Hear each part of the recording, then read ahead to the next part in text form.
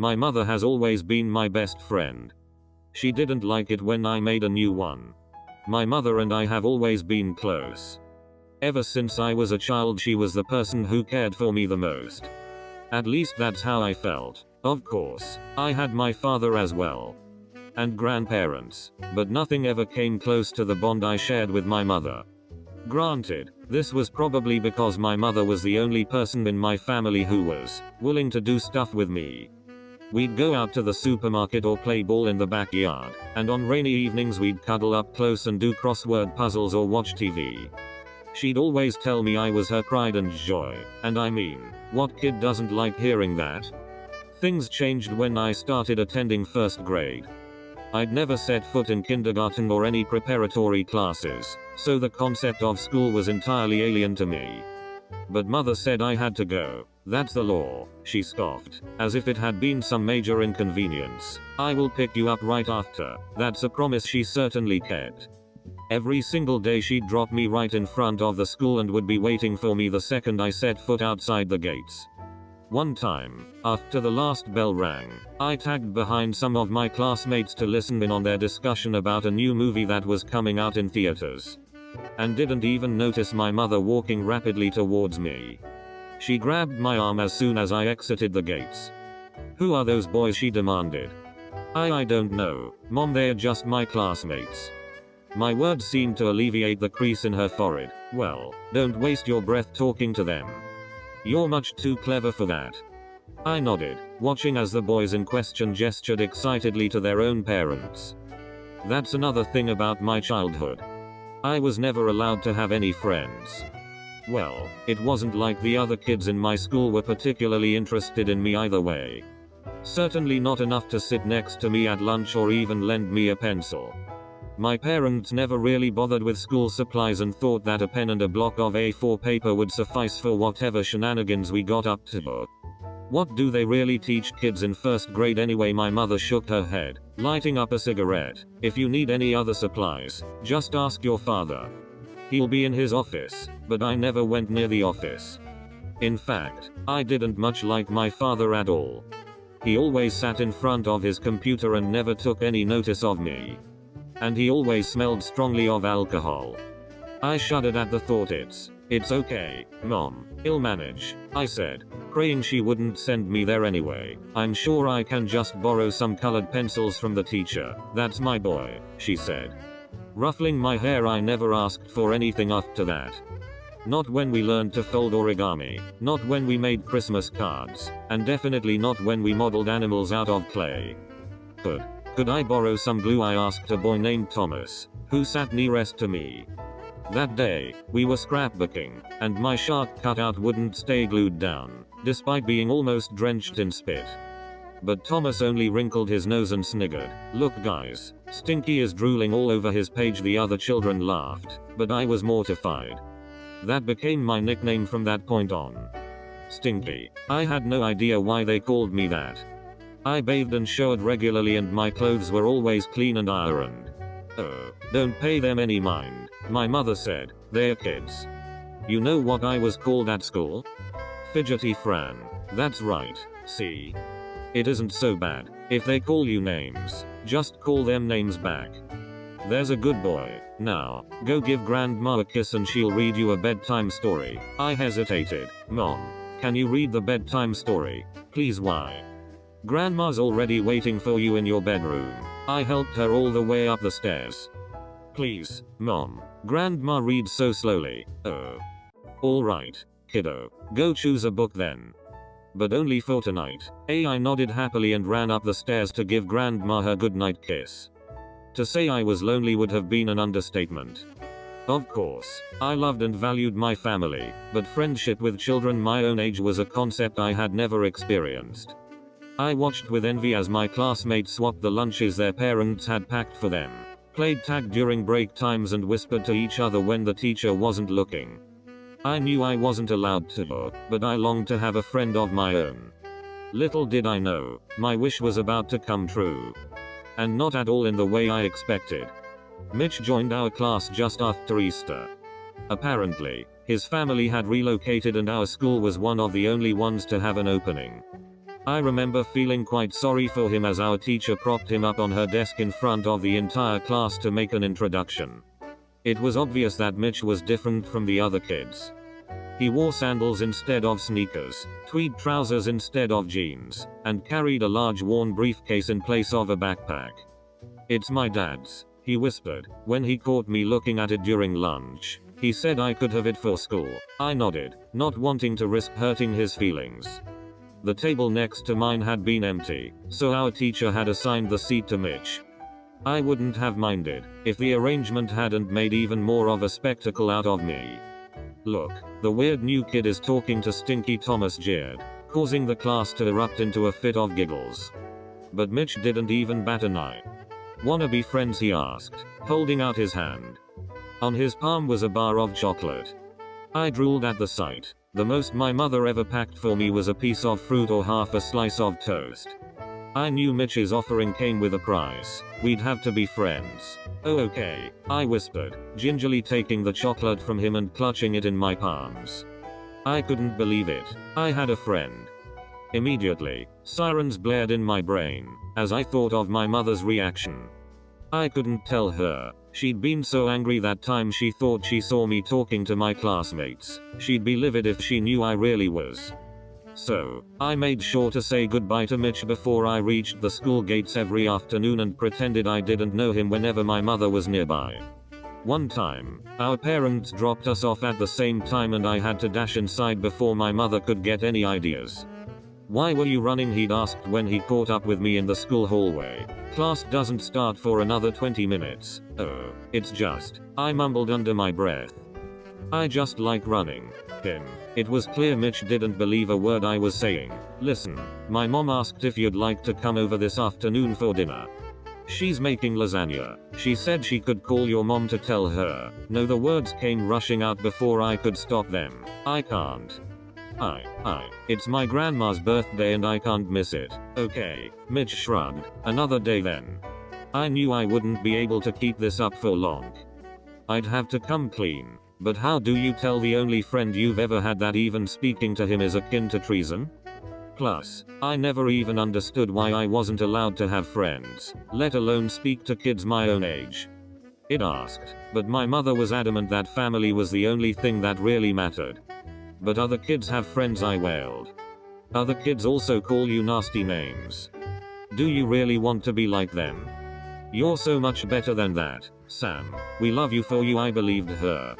I mean, I wanted to believe her. Until that fateful day when everything literally went to shit. "I'm not going to be able to pick you up today, sweetheart," my mother said as we pulled up to the school gates. "Can you walk home by yourself? It's only a few blocks but I barely heard the rest."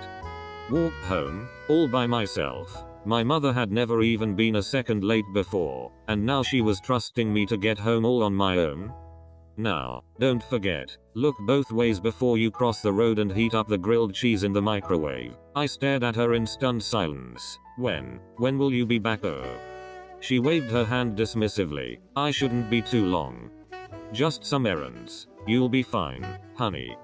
If you need anything, just ask your dad, he'll help."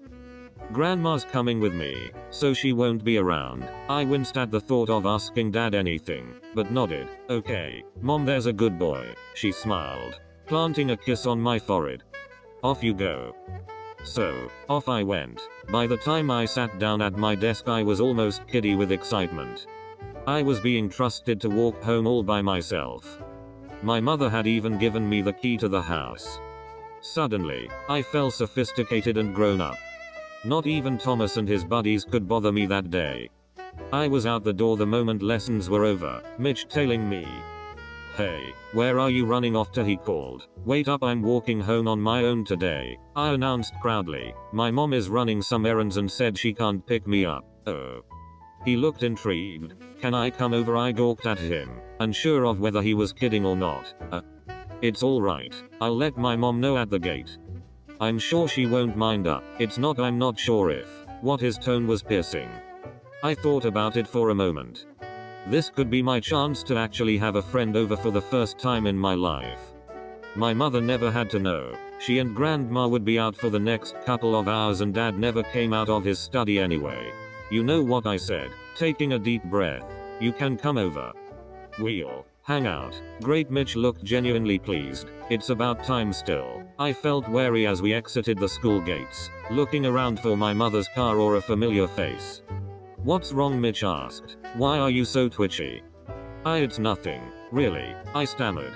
Can we walk faster? We sped down the sidewalk, Mitch's leather briefcase slapping against his shin with each step. How far is your house? He inquired. Clearly out of breath. It's close, I replied, my heart hammering unevenly in my chest. What if Mother's car was in the driveway? What if she was waiting for me to get home to see if she could trust me? What would she say when she saw I wasn't alone? Is this it? Mitch asked as we turned into the cul-de-sac. The yellow one? Yeah, I nodded, fumbling in my pocket for the key. This way. Iled him up the steps and stuck the key into the lock. My heart was practically leaping out of my throat, and my skin was clammy with sweat as I opened it. Mom, I called out instinctively, praying there'd be no response. Silence. I heaved a sigh of relief and ushered Mitch inside, slamming the door shut behind him. Well, he said, his nose wrinkling. What is that smell? I stared at him. What smell? Can't you smell that? It's like pickles. Pickles? Mitch half nodded, half shook his head, an expression of disgust on his face. Sorry, I said quickly, maybe someone's been cooking? I showed him into the kitchen, but there didn't seem to be any mysterious new dish in sight. We have some leftover grilled cheese, I said sheepishly, not daring to meet his eye. Cool, Mitch seemed unfazed. Shouldn't we say hello to your dad? You said he'd be in, right? Yeah, but I tried to think of the proper thing to say. We don't have to, really. He's probably busy in his study. Well, it won't take a minute. We'll just say hello. My heart skipped a beat. No, really, I don't talk to my dad much. Oh, Mitch looked slightly taken aback. All right, then. We ate yesterday's grilled cheese in silence. I saw Mitch looking around the room curiously, his gaze fixating on a stack of cleaning supplies sitting by the sink. I waited for him to ask questions, but he didn't say anything. So, what do you want to do now? He asked, wiping his greasy lips with the back of his sleeve. Should we go up to your room? I glanced at the clock.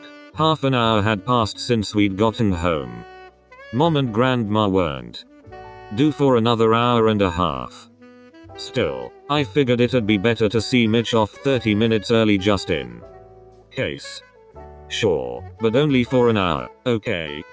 Then, you'll have to go. Mitch studied me, a puzzled look on his face, but nodded all the same. We trudged up the stairs, school bags in tow. Actually, could I use your bathroom real quick? Mitch said, dropping his belongings onto my bed. Yeah, it's down the hall, first door on the left. Nonchalantly, I waved towards the room in question. I felt really grown up. We never had guests at my house, aside from the occasional postman or drunk partygoer, so having a friend over felt new and alien to me, but I loved it all the same.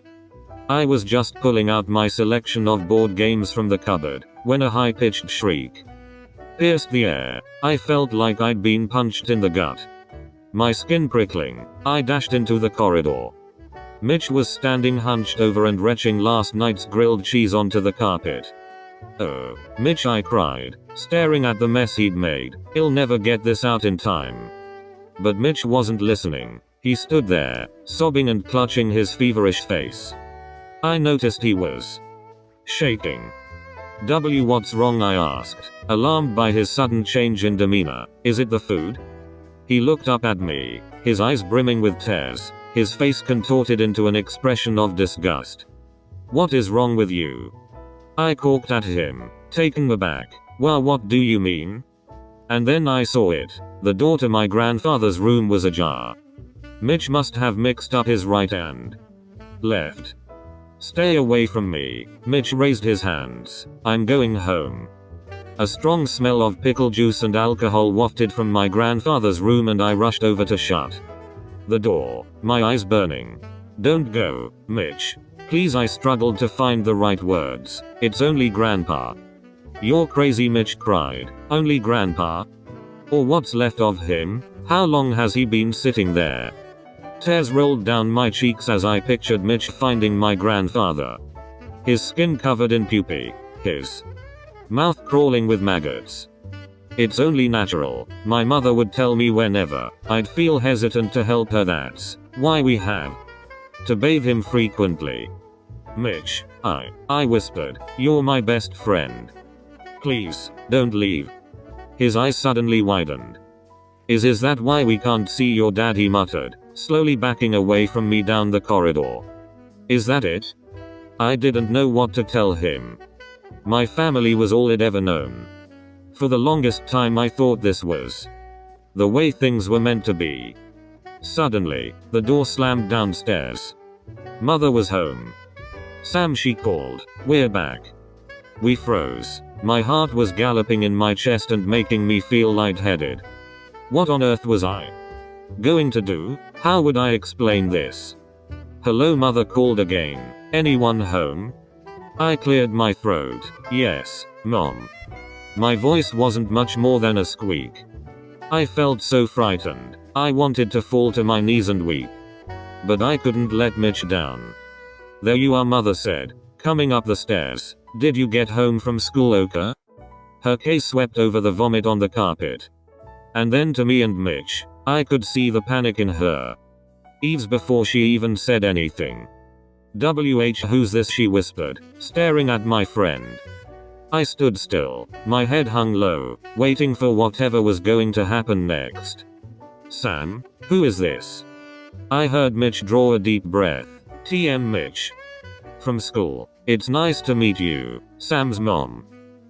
The silence was almost deafening. It was a while before I dared look up.